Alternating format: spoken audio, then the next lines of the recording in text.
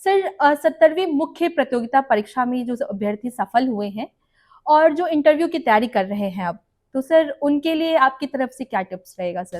वो चीज़ें जो आप स्क्रीन पर देखते हैं, अगर आप चाहते हैं कि मैं उसको रिप्रोड्यूस कर दूँगा, तो ये हो नहीं पाएगा। हमेशा बेटरमेंट के लिए प्रयास करते रहना चाहिए, क्योंकि सब्जेक्टिव जब टेस्ट होगा और परीक्षा जब जाँच करेंगे, तो आपकी कॉपी तुलनात्मक देखी जाएगी। अभी जैसे हाल में एक एग्ज़ाम होने वाला है एईडीओ का, जनवरी में एग्ज़ाम प्रस्तावित है। प्योर ऑब्जेक्टिव टेस्ट होगा, ओएमआर बेस्ड होगा। नमस्कार, मैं सिमरन स्वागत करती हूँ आप सभी का बीपीएससी द्वारा आयोजित इस पॉडकास्ट में। आज हमारे साथ मौजूद हैं बिहार लोक सेवा आयोग के सचिव एवं भारतीय प्रशासनिक सेवा के वरिष्ठ पदाधिकारी श्री सत्य प्रकाश शर्मा जी। आज के इस पॉडकास्ट में हम बात करेंगे बीपीएससी द्वारा आयोजित विभिन्न परीक्षाओं की तैयारी कर रहे अभ्यर्थियों के मार्गदर्शन एवं उनके हित पे। सर आपका बहुत बहुत स्वागत है। धन्यवाद, बहुत बहुत आभार आपका।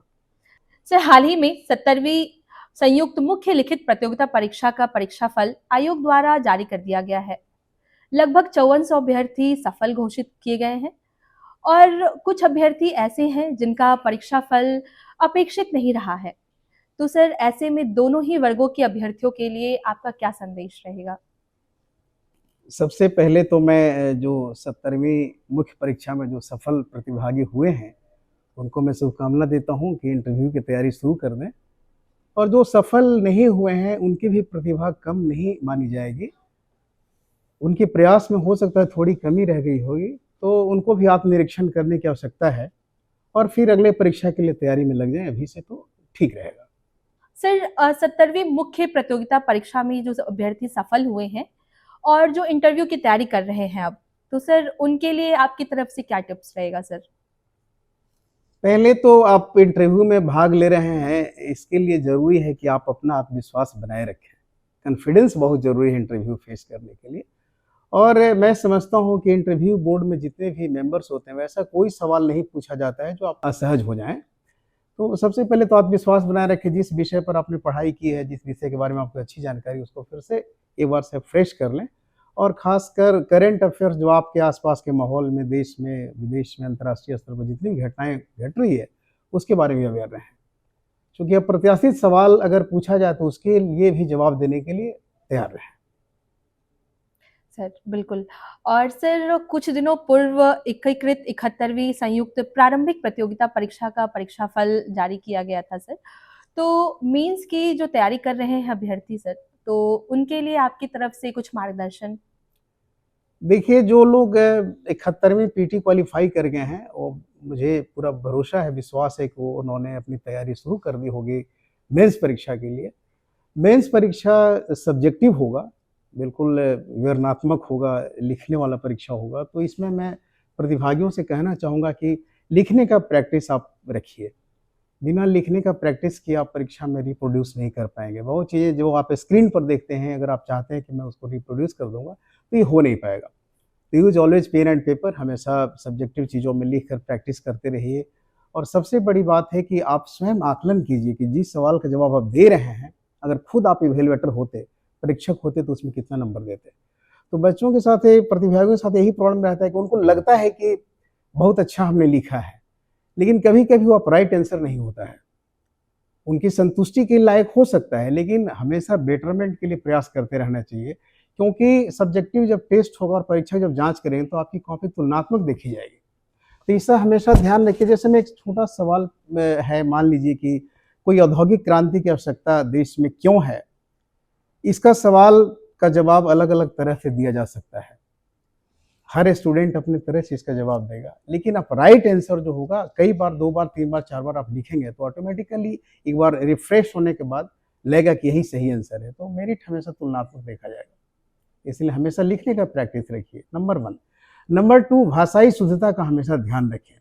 जैसे मेंस परीक्षा होगी, उसमें एक निबंध का भी पेपर होगा। अगर आप अंग्रेजी में लिखते हैं या हिंदी में, कोई भी भाषा आप ऑप्ट करते हैं, तो उसमें ध्यान रखिए, निबंध की भाषा हमेशा आर्गुमेंटेटिव और लॉजिकल होना चाहिए। आपकी व्यक्तिगत विशेष प्रतिभा इसमें दिखती है। तो इसमें कई बार देखा जाता है कि जो परीक्षार्थी भाग लेते हैं, उन भाषाई शुद्धता पर ध्यान रखते नहीं हैं। बहुत कुछ लिखने के बाद अगर ग्रामेटिकली बहुत एरर है, व्याकरण संबंधी शुद्धता नहीं है, तो काफ़ी दिक्कत होगा, नंबर उनको उतना मिल नहीं पाएगा। तो आप आर्गुमेंट दें, आप जो भी तर्क देते हैं, उस पर तो ध्यान रखें ही रखें, भाषाई शुद्धता पर ज़रूर ध्यान रखें। बिल्कुल, भाषाई शुद्धता पे ध्यान रखें। सर, हमारा अगला सवाल ये होगा कि प्रतियोगिता परीक्षा की तैयारी करते समय अभ्यर्थियों को किन बातों का ध्यान रखना ज़रूरी है?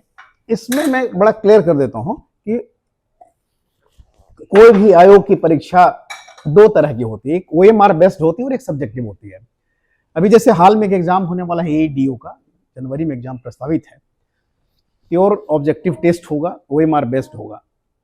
हम लोगों ने स्कैनिंग के टाइम पर और जांच के क्रम में देखा है कि ओएमआर बेस्ड एग्जाम में 4 ऑप्शन रखते हैं, ABCD ऑप्शन है।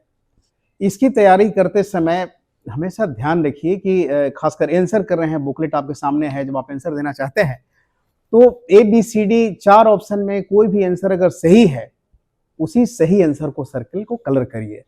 देखा गया है कई बार कि कोई स्टूडेंट ए पर अपना पेन रख दिया, बॉल पेन होता है, और सोचने लगा, बाद में लगा कि सी आंसर करेक्ट है। Really C is the correct answer, C option को उसने कलर भी किया, लेकिन वो भूल जाता है कि ए को भी उन्होंने टच कर दिया था। तो नॉर्मली स्कैनिंग के टाइम पे मशीन इतना सेंसिटिव होता है कि उनका मल्टीपल रीड कर लेता है। तो दिक्कत यहाँ पर होती है कि अगर सी आंसर सही होने के बावजूद भी आपका नंबर 0 हो गया, तो मैं सभी प्रतिभागियों से ये कहना चाहूँगा कि जब भी आंसर दें तो कॉन्फिडेंट हो जाए, जो करेक्ट आंसर है उसी आंसर पर मार्क लगाएं। भूल से भी सोचते समय ABCD 4 ऑप्शन में किसी ऑप्शन पर डॉट पेन न लगाएं। बहुत परीक्षार्थी गलती कर देते हैं और हम लोग बार बार कहते रहते हैं कि इनका ध्यान रखा जाए, और जो OMR जो होता है उसके पीछे डायरेक्शंस में भी चीज़ लिखा रहता है, उनका भी ध्यान से हमको पढ़ना चाहिए। तो नॉर्मली यहीं पर कभी कभी गलती कर देते हैं, तो मैं उम्मीद करता हूँ कि छात्र इस बात को समझेंगे। और एक दूसरा इसमें है कि कभी कभी क्या होता है कि कुछ विषयों में, जैसे आप sociology, Indian polity, economics, geography, ऐसे विषयों में कभी कभी बी और सी आंसर या ए और ए बी आंसर भी आपको बिल्कुल आसपास दिखेगा। हो सकता है उसका ए आंसर करेक्ट हो, बी आंसर भी करेक्ट हो सकता है, but which is the best option, इसका हमेशा ध्यान रखिए। कई बार छात्र जब प्रोविजनल आंसर अपलोड होता है तो शिकायत करते हैं कि सर हमारा आंसर सी था, सी करेक्ट था। करेक्ट भी हो सकता है, but D is the best option, D भी आंसर था। तो हमेशा ध्यान रखिए कि अगर 2 आंसर आसपास आपको दिखे तो जो बेस्ट ऑप्शन है उसी को सेलेक्ट कीजिए, इसका जरूर ध्यान रखिए। वर्तमान समय में प्रतियोगिता परीक्षा की तैयारी में विद्यालय, कोचिंग संस्थान एवं शिक्षण संस्थान की क्या भूमिका रहती है? दोनों इंस्टीट्यूशन अलग अलग रोल निभाता है आपके डेवलपमेंट में, आपके प्रगति में। जिस स्कूल, कॉलेज, यूनिवर्सिटी में आप पढ़ते हैं, वो आपके पर्सनालिटी को ओवरऑल डेवलपमेंट के लिए जिम्मेवार है। वहाँ पर आपका पूरा पर्सनालिटी का डेवलपमेंट होता है, बहुत सारा एक्स्ट्रा करिकुलर एक्टिविटी चलती रहती है। तो उसमें अगर आप भाग लेते हैं तो एक लीडरशिप क्वालिटी आप में डेवलप आपका कॉलेज और स्कूल ही करेगा। कोचिंग इंस्टीट्यूट, उनका टारगेट ओरिएंटेड चीज़ें होती है, जिस परीक्षा की तैयारी कर रहे हैं उसके विषय में बताया जाएगा। लेकिन कॉलेज में किसी विषय को लेकर या किसी परीक्षा, पर्टिकुलर परीक्षा के लेकर तैयारी कराई नहीं जाती है। तो दोनों का रोल अलग अलग है। जिस कॉलेज स्कूल में पढ़ते हैं, आप देखिएगा, हम लोग भी कॉलेज स्कूल से निकले हैं, तो बहुत डिफरेंट टाइप का क्विज, डिस्कशन, बहुत सारी चीज़ें होती है एक्स्ट्रा करिकुलर, उसमें भाग लेने का मौका मिलेगा आपको। और लाइफ में आपको आगे बढ़ने में बहुत बड़ा रोल निभाता है आपका इंस्टीट्यूशन, कॉलेज और स्कूल। तो दोनों अलग अलग रोल है दोनों का, तो किसी को आप अवॉइड नहीं कर सकते। इसीलिए हमेशा ध्यान रखना चाहिए, कॉलेज और स्कूल की पढ़ाई को कहीं मिस मत कीजिए। सर, आजकल अभ्यर्थियों को प्रतियोगिता परीक्षा में बहुत ही कड़े मुकाबले से गुजरना पड़ता है सर। तो सर, इस पर आप क्या कहना चाहेंगे? ये सवाल बड़ा व्यवहारिक तो है, कठिन भी है। जैसे देखिए, कोई भी परीक्षा में सरकार द्वारा जो सीटें आती है, अधियाचना आती है, वो तो लिमिटेड रहती है, और कंपटीशन में भाग लेने वाले अभ्यर्थियों की संख्या अधिक होगी। तो स्वाभाविक है कि कंपटीशन जब बड़ा होगा तो आपको बहुत कड़े मुकाबले से गुजरना होगा, और इसमें आप लाइटली लेंगे तो परीक्षा में सफल नहीं हो सकते। आपको पढ़ाई का रेंज बड़ा करना होगा, और हमेशा ध्यान रखिए कि लिमिटेड पढ़ाई पर कोई सफलता प्राप्त नहीं की जा सकती है।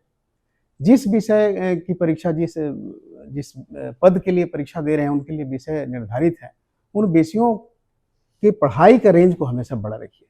जब भी बड़ा सर्किल होगा तो कोई सवाल ऐसा टीचर नहीं पूछते हैं जो आपके रेंज के अंदर नहीं होगा। पढ़ाई की एरिया कम कर देंगे तो ऑटोमेटिकली आपको लगेगा कि सिलेबस के बाहर हो गया, ये हमने कभी देखा नहीं है। ऐसा नहीं कि आपके सामने से नहीं गुजरता है। आप पढ़ाई का रेंज बड़ा रखेंगे तो आपके लिए बहुत आसान हो जाएगा। तो कड़ा मुकाबला वहीं पर होता है कि पढ़ाई का किसी ने रेंज बहुत बड़ा कर दिया तो सफलता की गारंटी खुद लेता है स्टूडेंट। सफलता की गारंटी खुद लेता है स्टूडेंट। सर, बहुत अच्छी बात कही। सर, एक सवाल है हमारा कि आयोग द्वारा आयोजित परीक्षाओं में देखा गया है कि ग्रामीण क्षेत्रों से भी बहुत बड़ी संख्या में अभ्यर्थी भाग लेते हैं। तो सर, आपकी तरफ से वैसे अभ्यर्थियों के लिए क्या संदेश रहेगा? पहले तो मैं क्लियर कर दूं कि ग्रामीण क्षेत्रों से आने वाले अभ्यर्थी किसी से कम नहीं रहते हैं। मैं खुद ग्रामीण क्षेत्र से आया हूं और कभी कभी लगता है कि ग्रामीण क्षेत्रों में संसाधनों की कमी रहती है। हालांकि आजकल इंटरनेट का ज़माना है, एक्सेस हो गया है, गांव तक लोग चीज़ों को समझने लगे हैं। लेकिन जिज्ञासा गांव वालों का कम नहीं रहता है, काफ़ी जिज्ञासु लोग होते हैं। ऐसा नहीं है, संसाधनों की कमी ज़रूर है, लेकिन सही मार्गदर्शन उनको मिले तो वो कमाल करेंगे लोग। और ऐसा नहीं है, बहुत ग्रामीण प्रतिभा को हमने देखा है कि बड़े पदों पर पहुँचे लोग उस कड़े संघर्ष के बीच से निकल कर। तमाम असुविधाएँ रही उनके जीवन में, लेकिन सफलता की अंतिम शिखर तक पहुँचे। और एक पुराना हमने स्कूल डेज में पढ़ा था कि जितनी मोतियाँ छिपी हैं सागर की तलहटी में, उतनी ही प्रतिभाएँ छिपी होती हैं ग्रामीणों की बस्ती में। तो उनको कभी कम मत आँकिए, ग्रामीण क्षेत्रों में प्रतिभाएँ भरी हुई हैं। सर, अंत में जाते-जाते एक व्यक्तिगत सवाल है सर कि आपके एजुकेशनल प्रोफाइल से पता चलता है कि आपने मैथमेटिक्स विषय से पोस्ट ग्रेजुएट किया है और आपका सर हिंदी साहित्य की कहानियों एवं कविताओं में सर इतनी रुचि सर कैसे विकसित हुई? ये तो बड़ा अजीब तरह का सवाल है। देखिए, विज्ञान और साहित्य का संबंध रहा है, ऐसा नहीं है। मैं ज़रूर पोस्ट ग्रेजुएट मैथमेटिक्स का हूँ, लेकिन हमारे बहुत सारे मित्र हिंदी के, साइकोलॉजी के, सोशियोलॉजी के भी रहे हैं। मैं सबसे कनेक्ट भी रहता हूँ। आज भले ही मैं इतनी सरकारी सेवा की लंबी अवधि गुजर गई है, लेकिन मैं आज भी स्कूल डेज के जो हमारे मित्र हैं, उनसे अभी भी जुड़ा हुआ हूँ। और सबसे बड़ी बात है कि साहित्य से अगर आपका रुचि है, लगाव रखते हैं, तो आपको संवेदनशील बनाने में बहुत रोल निभाता है, नंबर 1। नंबर 2, साहित्य से ही एक सकारात्मक नज़रिया आपके अंदर डेवलप होगा, जो प्रशासन में काम करने में बहुत काम आएगा। तो सबसे बड़ी बात है कि अगर आप सकारात्मक सोच रखते हैं, तो किसी तरह की समस्या अगर आएगी, तो आप स्वयं सोल्व कर सकते हैं। और हमेशा कहते हैं ना कि हाउ टू हैंडल फेलियर्स, ये सीखना ज़रूरी है। तो साहित्य आपको मजबूत बनाता है और आपके व्यक्तित्व में क्लैरिटी लाता है। सकारात्मक नज़रिया के साथ-साथ आपको क्लैरिटी भी लाएगा लाइफ में। तो जीने का आनंद बहुत है।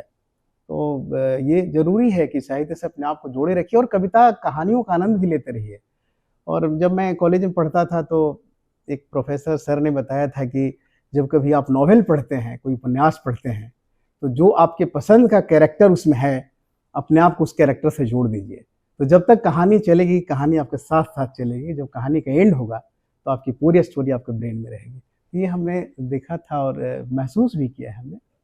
और एक चीज़ आपने पूछा, कड़े मुकाबले की बात मैं एक बार रिपीट कर देता हूँ कि जो भी हमारे प्रतिभागी हमारे साथ हैं, उनको मैं बता देता हूँ कि कॉम्पिटिशन में आप हैं, प्रतियोगिता में हैं। प्रतियोगिता अपने आप में एक टफ सवाल है।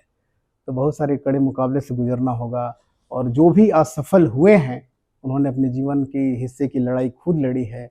और हमारे यहाँ एक पुराना क्योट भी है कि "अपो दीपो भव", जब चारों ओर अंधकार दिखे तो स्वयं प्रकाश बनिए। तो रिस्पॉन्सिबिलिटी लेना सीखिए, अपने आप पर विश्वास रखिए। आत्मविश्वास बहुत बड़ी ताकत है। जो लोग परीक्षा में सफल नहीं हुए, इसका ये मतलब नहीं कि परमानेंटली असफल हो गया। वो फिर से अब सफलता की गारंटी लिखेंगे। मैं पूर्णतः आश्वस्त हूँ। और एक एक कहा जाता है कि अपना-अपना युद्ध सभी को हर युग में लड़ना पड़ता है और समय के शिलालेख पर खुद ही खुद को गढ़ना पड़ता है। तो हमेशा ध्यान रखिए, जो लोग सफल हुए हैं, उन्होंने बहुत कड़े मुकाबले से अपनी जंग जीती है। और कहते हैं कि बिना परिश्रम के ज़िंदगी में कुछ मिलता नहीं है। बहुत पुरानी एक दोहा है, 2 लाइन का एक कथ्य है कि बिना परिश्रम के यदि कामयाबी मिलती, तो हर शख्स कामयाब होता। तो फिर नहीं होती किसी की प्रतिभा की कद्र और ना ही कोई इंसान लाजवाब होता है। तो लाजवाब इंसान होने के लिए आपको कड़े मुकाबले से गुजरना पड़ेगा, इसका हमेशा ध्यान रखिए। और परीक्षा क्या है, ज़िंदगी में सफल होने के लिए भी आपको कड़ा मुकाबला से गुजरना पड़ता है। Thank you. और कोई सवाल है तो बताइए? नहीं sir, thank you so much, आपने अपना वक्त हमें दिया। आशा करती हूँ कि आपकी मोटिवेशनल बात और आपका जो मार्गदर्शन है अभ्यर्थियों को काफ़ी मदद करेगी। और sir, thank you so much. Okay, बहुत बहुत आभार। आशा करती हूँ हमारा यह पॉडकास्ट आपके लिए मददगार होगा। धन्यवाद।